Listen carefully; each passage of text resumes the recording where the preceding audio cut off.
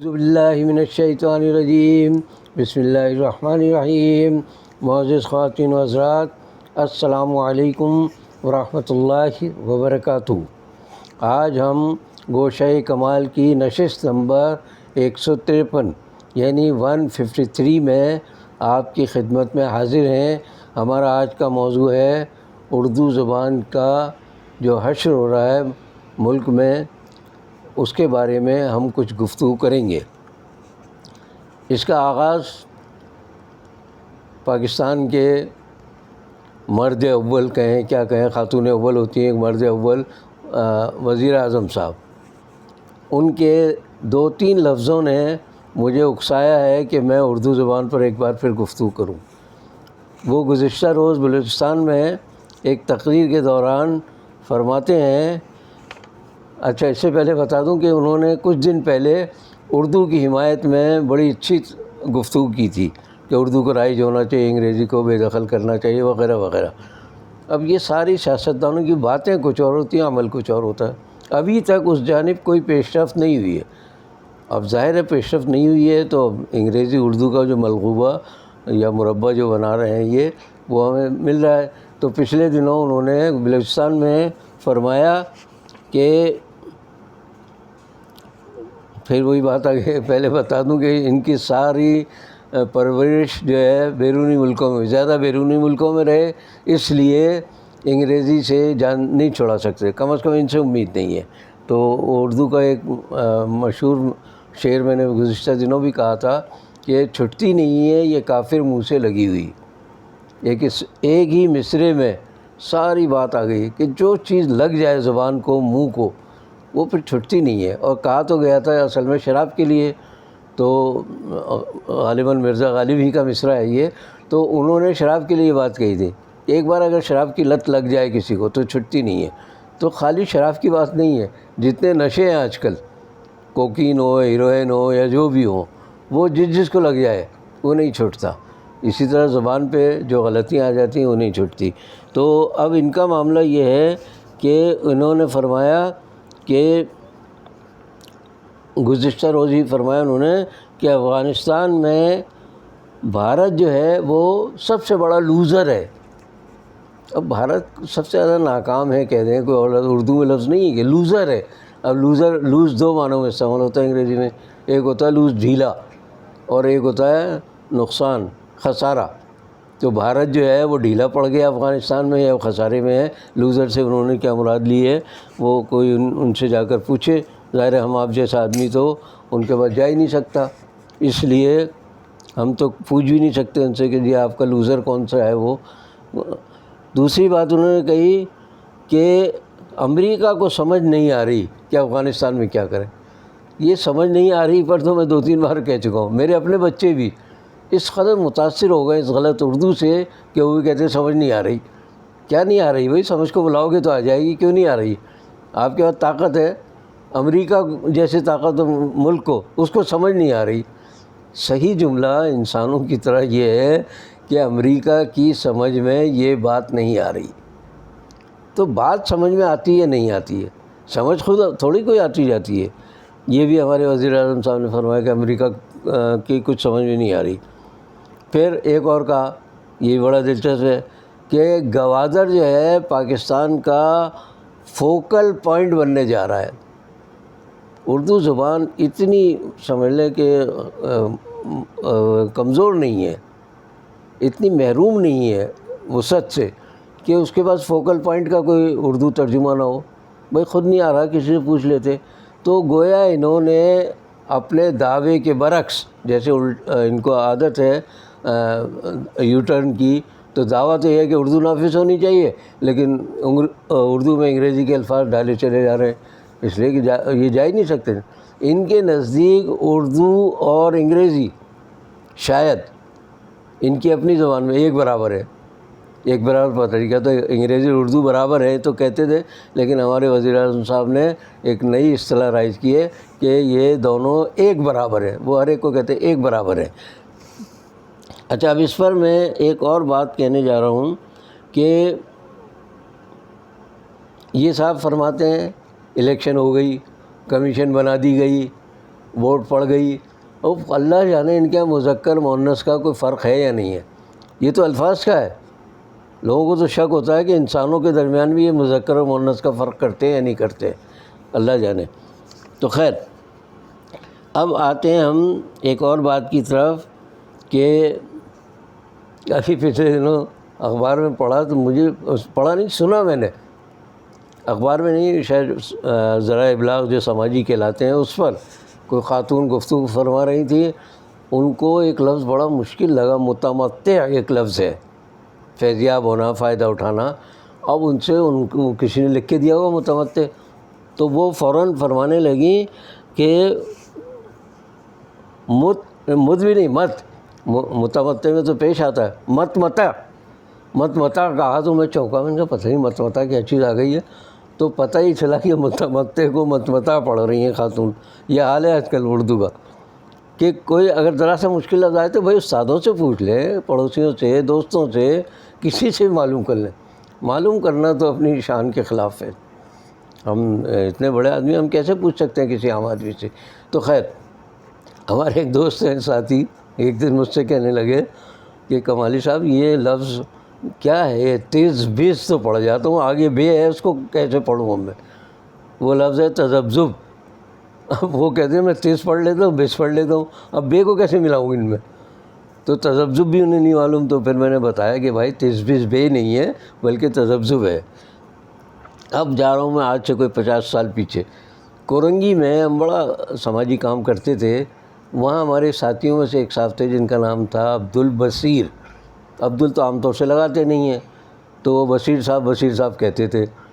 اب لوگ سمجھتے تھے کہ پڑھے لکھے نہیں ہیں، ان کو بشیر کہنا نہیں آ رہا ہے تو بصیر کر رہے ہیں، حالانکہ بے صاد یہ رے بصیر، وہ بصارت سے جو لفظ ہے، تو وہ اس، اور بصیر اللہ کا نام ہے، وہ عبدالبصیر تھے۔ انہیں سب ظاہر ہے بصیر صاحب کہیں گے، لوگ سمجھتے ہیں بشیر صاحب کو بصیر صاحب کہہ رہے ہیں، ان کو آتا جاتا کچھ نہیں ہے۔ تو ایک دن وہ فرمانے لگے کہ بھائی یہ ابھی جلسے کا اعلان ہو رہا تھا کہ فلاں میدان میں بڑا جلسہ ہو رہا ہے اور اہالیان کورنگی کو شرکت کی دعوت دی جاتی ہے۔ تو مجھ سے کہہ لیں بھائی آپ تو جا نہیں سکتے۔ میں نے کیوں خیریت؟ کہہ رہے تو اہلیان کو بلایا ہے۔ میں نے کہا اہلیان کیا سمجھ رہے آپ؟ کہہ لیں اہلیہ کی جمع ہوئی نا اہلیان، یعنی خواتین کو بلا رہے ہیں، ہمیں تو بلا بھی نہیں رہے۔ اور میں نے کہا بھائی اہلیان کورنگی میں جو رہنے والے لوگ ہیں ان کو وہ سب کو بلا رہے ہیں، تو وہ اہلیان انہوں نے لفظ کہا۔ اب اسی طرح پچھلے دنوں اخبارات میں اور گفتگو کے دوران چند الفاظ مجھے یاد رہ گئے، وہ میں نے سنے تو یقین مانی کہ اندر سے ایسی طبیعت مقدر ہوئی کہ آخر یہ حشر کیا کریں گے اس زبان کا۔ مثال کے طور پر ایک لفظ تھا اصلی اور نقلی لفظ۔ اب اصلی میں تو صاد اور سین کا فرق بولنے میں نہیں معلوم ہوتا اردو میں، چلیے اصلی تو بول گئے وہ، چاہے سین سے کہا ہو، ذہن میں ان کے ہو، لیکن نقلی کو نقلی کہا انہوں نے، سوری کہا نہیں، لکھا ہوا میں نے اخبار میں دیکھا، چلیے بولنا ایک الگ چیز ہے، لیکن لکھا انہوں نے اصلی اور نقلی۔ اب وہ نقلی تھا، نکلی تھا، پتہ نہیں کیا تھا، اور اس کے بعد دوسرا لفظ یہ بھی لکھا ہوا۔ ہم لوگ جب لفظ لعنت کہتے ہیں تو اتنی وضاحت سے نہیں کہتے لعنت، جیسے منہ سے نکل جاتا ہے، لیکن لکھا ہوا دیکھ کر حیرت ہوئی کہ لام عین نون تے کی بجائے لام الف نون تے، لعنت لکھا ہوا لعنت کی جگہ۔ پھر ایک اور لفظ میں نے دیکھا، یہ بھی لکھا ہوا، بولنے میں فرق زیادہ ہم نہیں کرتے اس میں، وہ ہے ثبوت، فلاں چیز کا آپ کے پاس کیا ثبوت ہے؟ جناب انہوں نے لکھا صاد بے واو تے، ثبوت۔ وہ سمجھو کہ ذرا اچھا مضبوط قسم کا ثبوت ہوگا تو سے کام نہیں چلے گا، تو صاد لگا دی جائے۔ پھر اس کے بعد ہمارے بہت سے علاقوں کے لوگ، خود ہمارے بھی جو، میں اہل زبان تو نہیں ہوں، کل کی نشست سے بتاؤں گا کہ ہمارے اپنے خاندان میں، دوستوں میں اب کہنے لگے عالم دین، عالم دین۔ بھئی عالم دنیا کو کہتے ہیں، عالم پڑھے لکھے کو کہتے ہیں، علم والے کو کہتے ہیں۔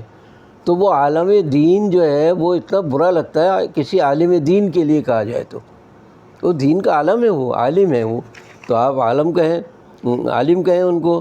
اچھا پھر اسی طرح ہمارے یہاں بعض لوگ زبر اور زیر میں تو بالکل فرق نہیں کرتے، بلکہ شاید جان بوجھ کر زبر کی جگہ زیر اور زیر کی جگہ زبر لگاتے ہیں۔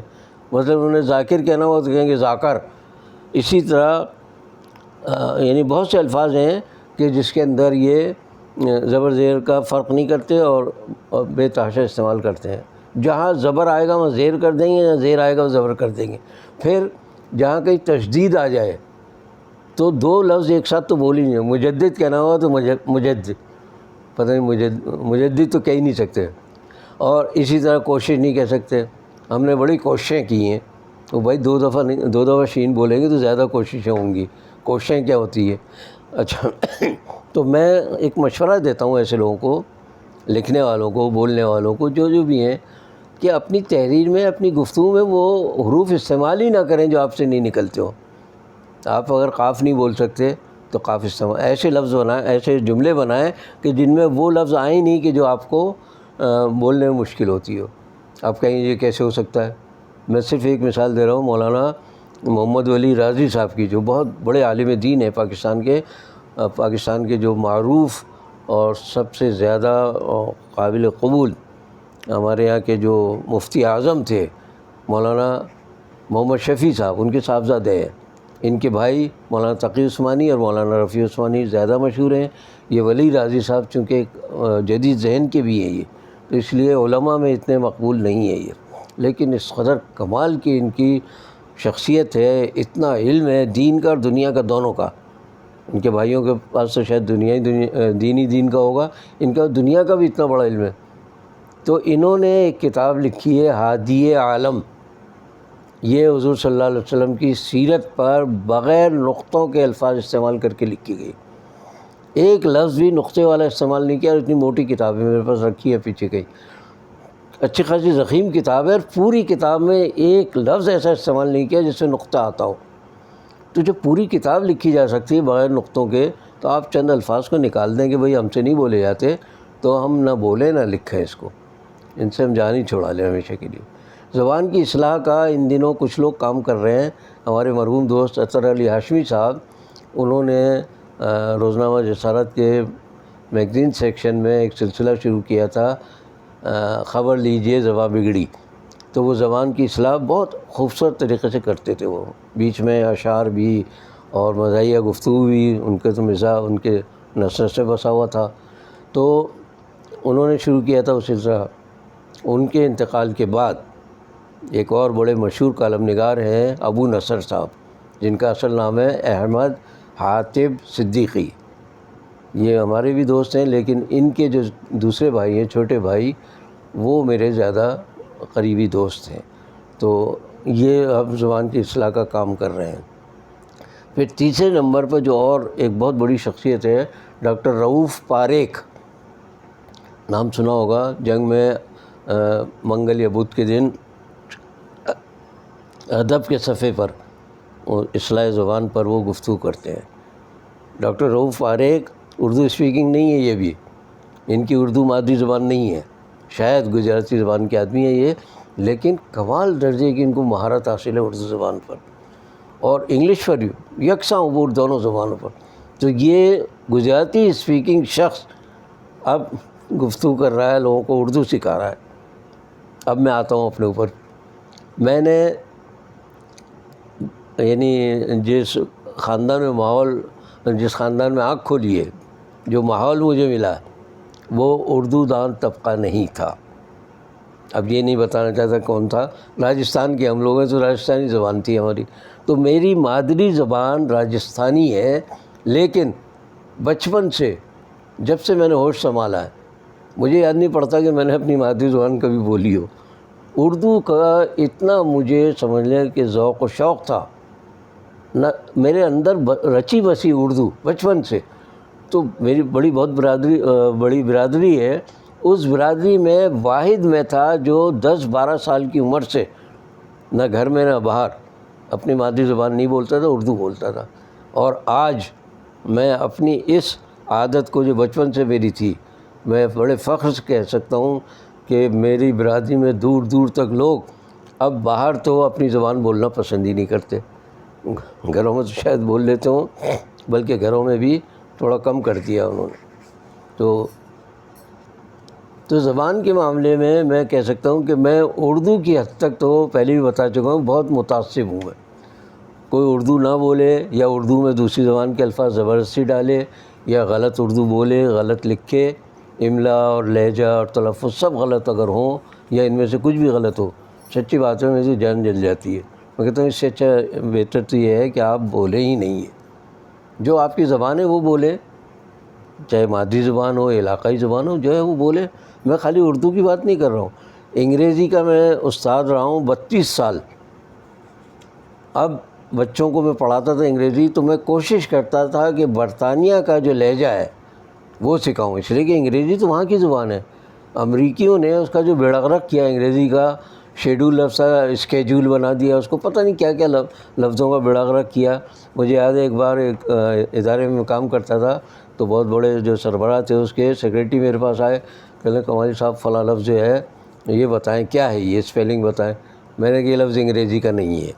وہ بڑے حیران ہوئے، وہ لغت لے کے آئے، ڈکشنری لے کر آئے، دیکھا اس میں واقعی وہ لفظ نہیں تھا۔ تو ایشوئنس لفظ تھا، وہ ایشو سے ایشوئنس بنایا۔ وہ میں نے کہا بھائی امریکیوں نے بنایا ہوگا یہ لفظ، ان کی لغت میں ہوگا موجود، اصلی جو انگریزی اس میں نہیں ہو۔ تو بتانا ہی چاہ رہا ہوں کہ میں نے انگریزی پڑھائی تو کوشش کی کہ تلفظ وہی ہو جو انگریزوں کا ہو۔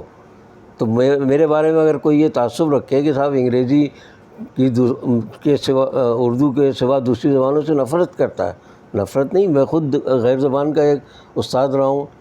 نفرت کی بات نہیں، میں حقیقت کی بات کر رہا ہوں کہ جو زبان بولے وہ صحیح طریقے سے بولے، ورنہ نہ بولے اس کو۔ تو کہنے کا مقصد یہ ہے، جیسے ہماری اردو زبان پر بعض لوگ الزام بھی لگاتے ہیں یہ سب الفاظ گھسیڑ دیے ادھر سے لے آئے۔ بھائی اردو زبان کی اپنے جو الفاظ ہیں وہ فارسی اور عربی سے ہیں زیادہ تر، لیکن اس کے اندر دوسری زبانوں کے جو الفاظ آئے ہیں وہ ضرورت کے تحت آئے، اور اردو میں بڑی خوبی ہے کہ اس زبان نے ان الفاظ کو سمیٹ لیا، اپنا حصہ بنا لیا، جزو بنا لیا اپنا۔ تو یہ وسعت کم زبانوں ہوتی ہے۔ اب میں ایک بات بتانا چاہ رہا ہوں کہ اردو زبان میں جو حروف تہجی ہیں الف سے لے کر یہ تک، ان میں اتنی گنجائش ہے کہ دنیا کی ہر زبان کا لفظ آپ لکھ سکتے ہیں اور ادا کر سکتے ہیں۔ مثال کے طور پر عربی جو ہے، عربی میں پے، ٹے، ڈال اور اس طرح کے الفاظ نہیں ہیں، اس طرح کے حروف نہیں ہیں۔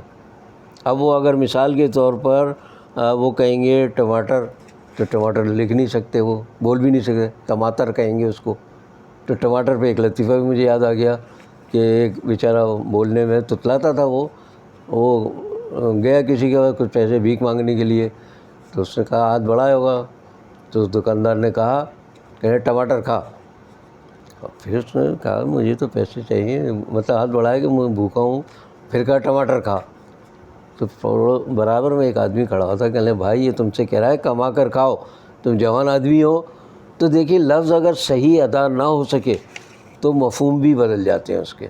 تو میں عربی کے بتا رہا تھا کہ مثال کے طور پر ان کے ہاں ٹماٹر نہیں کہہ سکتے، اور کوئی لفظ اگر ہوگا چال اور جال، وہ چال کو تو ہی نہیں ان کے یہاں، وہ جال لکھیں گے اس کو۔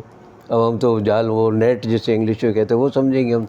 تو کہنے کا مقصد یہ کہ یہ زبانیں، حالانکہ عربی جو ہے کہ قرآن کی زبان ہے، لیکن تمام الفاظ کی ادائیگی اس میں نہیں ہو سکتی۔ پھر آئیے آپ انگریزی پر، کتنی ترقی یافتہ زبان ہے۔ کسی انگریز سے جس کا پاکستان سے زیادہ واسطہ نہ پڑا ہو، اس سے کہیں کہ بھائی میں پاکستان سے تعلق ہے میرا، انگلش میں کہیں کہ آئی بلانگ ٹو پاکستان، تو وہ آئی بلانگ ٹو تک تو کہہ دے گا، پھر پاکستان کہے گا تو پاکستان، ان کے تے نہیں ہے۔ اگر پاکستان بھی کہنے چاہے گا تو پاکستان کہے گا، ٹے سے، پاکستان، اس لیے کہ تے ہی نہیں ان کے۔ تو اتنے یہ لوگ سمجھ لیں کہ محروم ہے زبان کے معاملے میں۔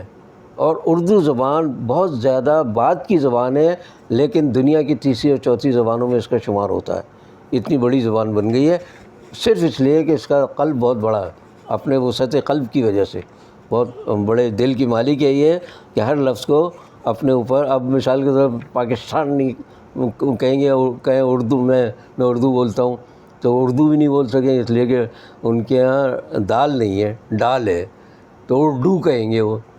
میں اپنی مثال دے رہا ہوں کہ میں ایک دفعہ کہ امریکی قونصل خانے میں مجھے مدعو کیا کسی کام کے لیے، کسی تقریب میں۔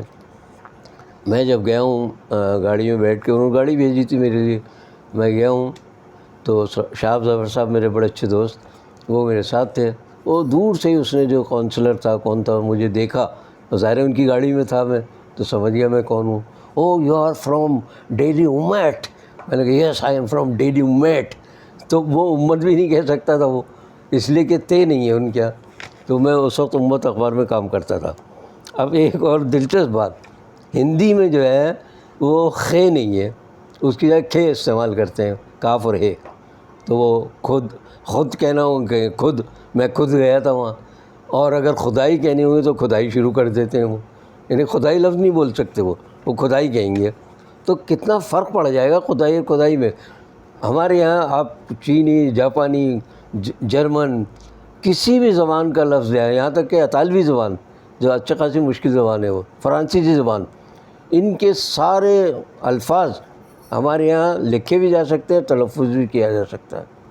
جیسے متغاں، مترا لکھتے تھے ہمارے یہاں لوگ، لیکن صحیح جو ہے تلفظ ہم ادا کر سکتے ہیں، لکھ بھی سکتے ہیں. اچھا یہاں ایک دلچسپ بات بتا رہا ہوں کہ ڈھاکہ اور اس سے ملک علاقوں کے لوگ، یعنی بنگلہ دیش کے لوگ اور انڈیا کے بھی بنگالی لوگ، ان کے ہاں جیم اور زے کا فرق نہیں ہے، بالکل الٹ بولتے ہیں وہ. تو ایک دن کسی کے ہاں بچہ پیدا ہوا تو دوست نے پوچھا ہاں بھائی کیا نام رکھا بچے کا؟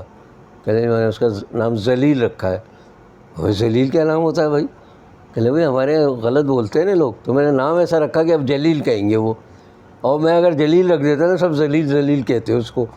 تو دیکھیے کتنا فرق ہے کہ اس کو بیچارے کو نام ذلیل رکھنا پڑا کہ آپ سب جلیل کہیں گے اس کو، ورنہ جلیل رکھ دیتا سب ذلیل کہتے اس کو. اب آ رہا ہوں میں ایک اور مسئلے کی طرف، اور وہ ہے کہ میری دوسری یا تیسری کتاب جو شائع ہوئی مزاحیہ کالم پناہ کے عنوان سے، تو مجھے زیادہ شہرت کا چسکا نہیں ہے، نہ دولت کی خواہش ہے. تو پھر فرید حسین صاحب جنہوں نے فرید پبلیشرز والے، انہوں نے کتاب چھاپی تھی. تو ایک دن کہلے یار آپ اتنے پرانے لکھنے والے ہیں، کتاب بھی آپ کی بڑی مقبول بھی ہے، اچھی بھی ہے، تو آپ اس کو ٹی وی پہ کیوں نہیں اس کو تعارف کراتے؟ میں کہا بھائی میں نے ٹی وی کی شکل ہی نہیں دیکھی، میں جاتا ہی نہیں ہوں. تو کہلے میں ابھی فون کرتا ہوں. تاجدار عادل صاحب اور وہ دوست ہیں، انہوں میرے سامنے فون کیا کہ میں اپنی دکان سے کتاب ان کی کالم پناہ لے کر بھیج رہا ہوں معین کمالی صاحب کو آپ کے پاس، اور ان کا آپ کہیں نہ کہیں پروگرام میں تعارف کرائیے. تو اس زمانے میں کیف ادب کے نام سے پاکستان ٹیلی ویژن کارپوریشن کا ایک بڑا اچھا پروگرام ہوتا تھا، جو پیش کرتے تھے ڈاکٹر اقبال پیرزادہ، جو امراض سینہ کے بہت بڑے ماہر ہیں. میں نے خود ان سے علاج کرایا، تو وہ بہت قابل آدمی. تو ان کے پاس بھیجا، وہ کیف ادب کے میزبان تھے وہ، تو وہ کرتے تھے اس پروگرام کو. تو میں جب وہاں گیا ان کے پاس تو خیر ابتدا، لیکن اس سے پہلے ظاہر میں فرید ان کے پاس گیا تھا، تاجدار عادل صاحب کے پاس. تو میں نے سلام دعا کی تو تاجدار عادل صاحب کہنے بھائی آپ سے میری پرانی ملاقات ہے اور میں آپ کو جانتا ہوں. میں بڑا حیران کہ وہ پاکستان ٹی وی کارپوریشن کے اتنی بڑی شخصیت اور وہ مجھے جانتی ہے. تو بہرحال کہیں ایک آدھ جگہ ملاقات ہوئی تھی، لیکن انہیں یاد رہ گیا میں. پھر کافی دیر تو ہم نے گپ شپ کی، پھر انہوں نے بتایا کہ جی ان کے پاس چلے جائیں، اقبال پیرزادہ صاحب کے پاس بھیجا. پھر کوئی ایک پروگرام طے ہوا کیف ادب میں، میرا اور کتاب کا تعارف آیا. اس وقت میں جب یہ کہتے تھے بھائی اپنا بھی تعارف ہو، کتاب میں کچھ اقتباسات بھی پڑھ کر سنائے جائیں، تو میرے ساتھ ایک صاحب بیٹھے ہوئے تھے، میں نے ان سے مشورہ کیا. تو 2-3 اقتباسات کے علاوہ ایک اقتباس اردو زبان سے متعلق تھا. تو انہوں نے کہا یار یہ بڑا اچھا مضمون ہے آپ کا، یہ بھی ضرور آپ اس کا اقتباس پیش کریں. میں نے بتایا اردو سے تو میرا دل ہی لگا ہوا ہے، اچھا پیش کر دوں گا. اب میں نے وہ پیش کیا اس پروگرام میں. تو 2-4 دن کے بعد تاجدار عادل صاحب کا فون آیا، کہنے کمالی صاحب آپ کو پتہ ہے ہم کس ملک میں رہ رہے ہیں، کن اداروں میں کام کر رہے ہیں، آپ نے اردو پر جو اقتباس پیش کیا اپنے مضمون کا، وہ کم از کم میں تو نہیں پیش کر سکتا ٹی وی پہ. چنانچہ انہوں نے اس کو کاٹا. مصلحت میں بھی سمجھ گیا. حالانکہ بخدا کہہ رہا ہوں کہ کسی زبان سے، کسی زبان کے آدمی سے ہرگز کوئی نفرت نہیں ہے ہمیں. ہر ایک کی اپنی زبان ہے، اللہ نے جس زبان کے خاندان میں پیدا کیا ہے وہ زبان بولتا ہے، اس میں برائی کیا ہے. لیکن بات وہی آ گئی کہ اپنی زبان بھی صحیح بولے اور دوسرے کی زبان بھی صحیح بولے. تو اس مضمون میں تھوڑا سا ایسا کچھ سلسلہ تھا، تو انہوں نے تاجدار عادل صاحب نے فون کر کے مجھے بتایا کہ یہ حصہ میں روک رہا ہوں۔ میں نے کہا جی آپ کی مرضی ہے، آپ جو چاہیں کریں۔ تو دلچسپ بات یہ کہ وہ پروگرام میں نے آج تک نہیں دیکھا، وہ ہوا پی ٹی وی پہ نشر ہوا لیکن میں نہیں دیکھ سکا اس کو۔ اچھا صاحب، اب ایک بات آخر میں یہ کہہ رہا ہوں کہ اردو زبان کی محبت سے میں مغلوب ہوں بہت زیادہ۔ تو میں نے اپنے راجستھانی ہونے کے باوجود جن جن اداروں میں کام کیا، بلکہ اردو کے اساتذہ کو بھی میں نے تلفظ ٹھیک کیے، ان کی زبان ٹھیک کی۔ میری اپنی بھی زبان بعض جگہ غلط لوگوں نے کی، میں بڑے شکر گزاری کے ساتھ قبول کرتا ہوں۔ تو میں نے کئی لوگوں کی زبان کی اصلاح کی اور انہوں نے قبول کر لیا۔ اس موضوع پر مجھے لگتا ہے کہ ایک اور نشست رکھنی پڑے گی۔ اگلی نشست میں انشاءاللہ اس کو جاری رکھوں گا میں، جب تک مجھے درخواست کے ساتھ اجازت دیجیے کہ آپ میرے پروگرام کو سبسکرائب کریں، لائک کریں اور شیئر کریں۔ باقی بشرط زندگی باقی۔